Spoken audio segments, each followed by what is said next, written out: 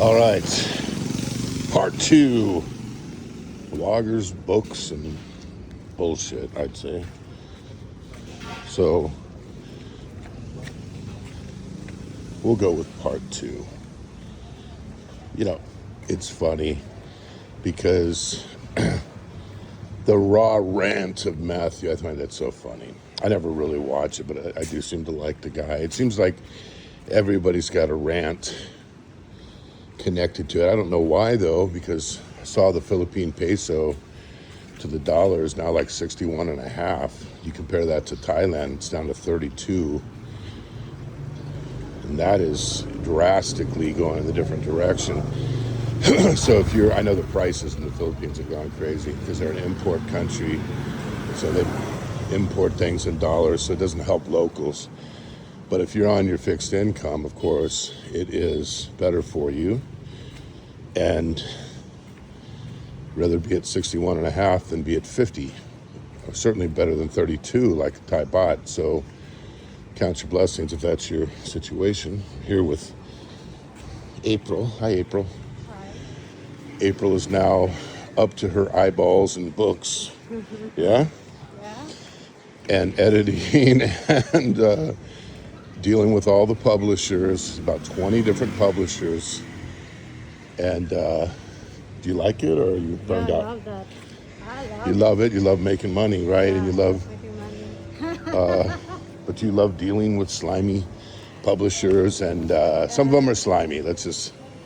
Some of them, there's been some shocks and learning curves and disappearing accounts and just all kinds of bizarre things, but it's just part of learning. Yeah, we love it. We love it. And of course, when you sell them, especially to Gumdrop or Ingram Spark for the libraries, it feels good, of course, especially when they're going to buy many more in the series down the road. But back to bloggers or vloggers. Yeah, I just wondered how many do I have to meet before I can have a good educated hypothesis.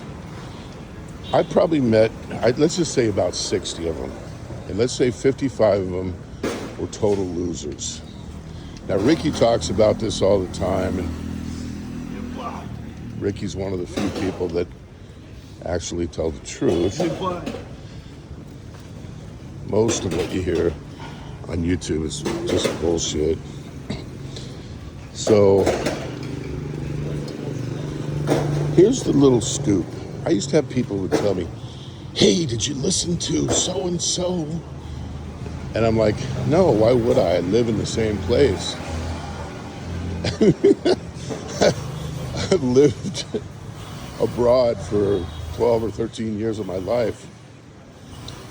But people have this idea that these vloggers have got the shit together, man. They're going to tell you how to avoid the scams, where to find the right girls, how to deal with the dating scene.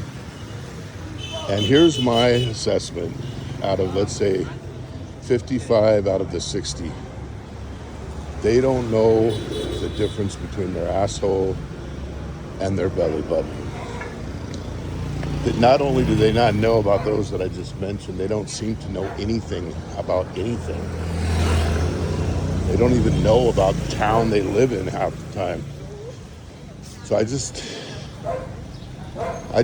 get sick of it, and I don't want to see people throw their life away, sell everything, come and buy the dream that these morons are selling you, and then go away with your tail between your legs. And I've known so many that did that based on what bloggers said.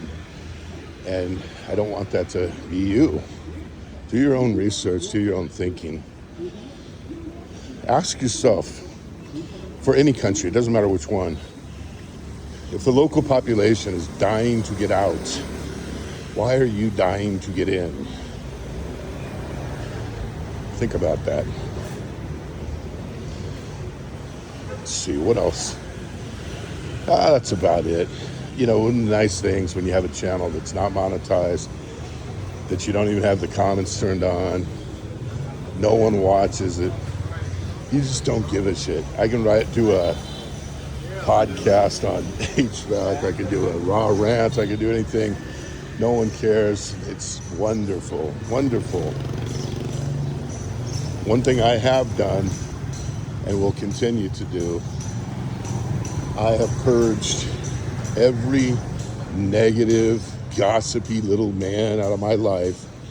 Everyone who is a negative nitwit, I don't want anything to do with them. I have gotten rid of everyone. Tried to surround myself with upbeat, positive people that like to have upbeat, positive discussions and do things in life that are actually good and positive. What a difference when you get rid of the nitwits. I would recommend that to anybody. Get out of a toxic relationship. If you got a toxic situation with your family, try to fix it. If it doesn't work, maybe it's time to say goodbye to that. Toxicity of all kinds. It's not good for your health, not good for your happiness, stress levels, everything. It's just a killer.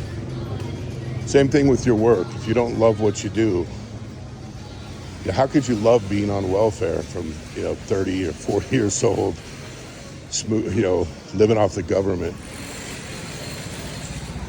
Can't be proud of that. If you don't love what you do, go find something you love doing that they'll pay you to do. It's simple. Once you get that figured out, life becomes very unstressful and it can be a lot of fun. So that's it. That's my part 2 rant. With kudos to Matthew and his raw rants. This is Eric and his raw rants. Thanks to Matthew. Anyway, I'll talk to you all later. Don't take everything serious, everyone. I'm doing it a little bit tongue-in-cheek here. All right, bye-bye.